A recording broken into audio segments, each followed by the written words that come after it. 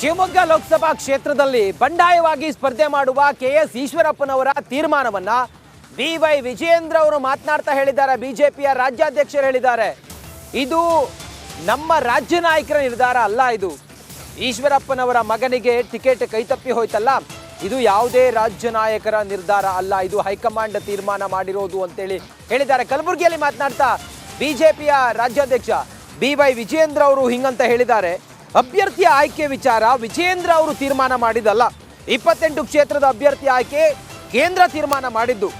ಕಲಬುರಗಿಯಲ್ಲಿ ರಾಜ್ಯಾಧ್ಯಕ್ಷ ವಿಜಯೇಂದ್ರ ಹೇಳಿಕೆಯನ್ನು ಕೊಟ್ಟಿದ್ದಾರೆ. ಪ್ರಧಾನಿ ಮೋದಿ ಇವತ್ತು ಚುನಾವಣೆ ಪ್ರಚಾರವನ್ನು ಮಾಡ್ತಾರೆ, ದಕ್ಷಿಣ ದಂಡಯಾತ್ರೆಯನ್ನ ಪ್ರಧಾನಿ ಮೋದಿ ಇವತ್ತು ಮಾಡ್ತಾರೆ ಅಂತ ಹೇಳಿ ಬಿವೈ ವಿಜಯೇಂದ್ರ ಕಲಬುರಗಿಯಲ್ಲಿ ಮಾತನಾಡ್ತಾ ಹೇಳಿದ್ದಾರೆ. ಅದರ ಜೊತೆಗೆ ಈಶ್ವರಪ್ಪನವರ ಬಂಡಾಯ ಸ್ಪರ್ಧೆ ಕುರಿತಾಗಿಯೂ ಕೂಡ ಪ್ರತಿಕ್ರಿಯೆಯನ್ನು ಕೊಟ್ಟಿದ್ದಾರೆ ಬಿವೈ ವಿಜಯೇಂದ್ರ. ಬೀದರ್ ಲೋಕಸಭಾ ಕ್ಷೇತ್ರದ ಜನಪ್ರಿಯ ಸಂಸದರು, ಕೇಂದ್ರದ ಸಚಿವರಾಗಿರ್ತಕ್ಕಂಥ ಖೂಬಾರ್ ಅವರು, ಇವರ ಪರವಾಗಿ ಮಾನ್ಯ ಪ್ರಧಾನಮಂತ್ರಿಗಳು ಇವತ್ತು ಚುನಾವಣಾ ಪ್ರಚಾರಕ್ಕೆ ಇವತ್ತು ಚಾಲನೆ ನೀಡ್ತಾ ಇದ್ದಾರೆ. ಒಟ್ಟಾರೆಯಾಗಿ ಕರ್ನಾಟಕ ರಾಜ್ಯದಲ್ಲಿ ಭಾರತೀಯ ಜನತಾ ಪಾರ್ಟಿಯ ಪರವಾಗಿ ಒಳ್ಳೆಯ ವಾತಾವರಣ ನಿರ್ಮಾಣ ಆಗಿದೆ, ಸೃಷ್ಟಿಯಾಗಿದೆ. ನರೇಂದ್ರ ಮೋದಿಜಿಯವರು ಮತ್ತೊಮ್ಮೆ ಈ ದೇಶದ ಪ್ರಧಾನಮಂತ್ರಿ ಆಗಬೇಕು.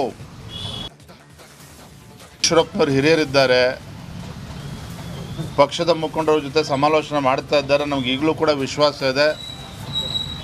ಇವತ್ತೇನು ಹಾವೇರಿ ಲೋಕಸಭಾ ಕ್ಷೇತ್ರ ಬಸವರಾಜ ಬೊಮ್ಮಾಯಿ ಅವರು ಅಭ್ಯರ್ಥಿ ಮಾಡಬೇಕು ಅಂತಕ್ಕಂಥ ತೀರ್ಮಾನ ವಿಜಯೇಂದ್ರ ತೀರ್ಮಾನ ಅಲ್ಲ.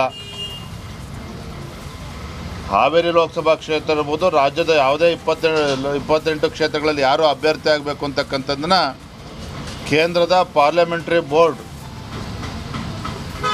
ಚುನಾವಣೆಯ ನಮ್ಮ ಎಲೆಕ್ಷನ್ ಕಮಿಟಿ ಏನಿದೆ ಪ್ರಧಾನಮಂತ್ರಿಗಳ ನೇತೃತ್ವದಲ್ಲಿ ಆ ಕಮಿಟಿ ತೀರ್ಮಾನ ಮಾಡ್ತಕ್ಕಂಥದ್ದು, ವಿಜೇಂದ್ರ ಅಥವಾ ರಾಜ್ಯದ ಅಧ್ಯಕ್ಷ ತೀರ್ಮಾನ ಅಲ್ಲ. ಹಾಗಾಗಿ ಮಾನ್ಯ ಈಶ್ವರಪ್ಪನವ್ರಿಗೆ ಹಿರಿಯರನ್ನು ಈಗಲೂ ಕೂಡ ಮನವಿಯನ್ನು ಮಾಡ್ತಾ ಇದ್ದೇನೆ,